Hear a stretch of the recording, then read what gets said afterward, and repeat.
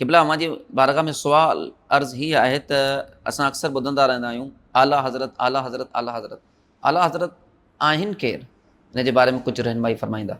आला हज़रत जी माना आहे वॾी हस्ती, पंहिंजे दौर जी कामिल हस्ती। त ही लक़ब आहे अहले सुन्नत जे ज़बरदस्त इमाम इश्क़ व मुहब्बत इमाम अहमद रज़ा ख़ान फ़ाज़िल बरेलवी रहमतुल्लाहि ताला अलैहि जन जो।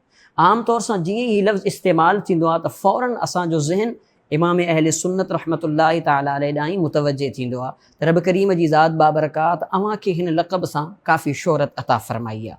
हिते मां हिकु गुज़ारिश कंदो हलंदुसि त अलक़ाब जेकी हूंदा आहिनि हिकु मख़सूस पैराए में इस्तेमालु थींदा आहिनि। त आला हज़रत जी माना थींदी पंहिंजे ज़माने जे अंदरि वॾी हस्ती।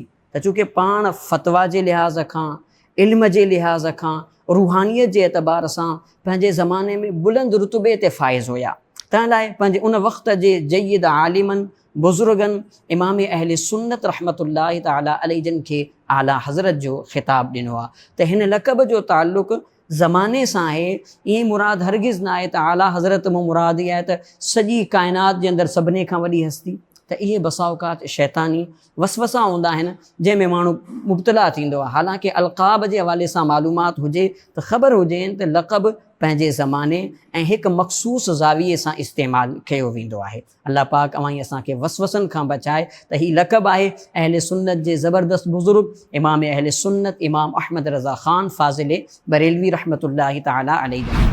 Social media Sindhi Dawat Islami platforms के लाइक्स फॉलो शेयर कयो सब्सक्राइब कयो।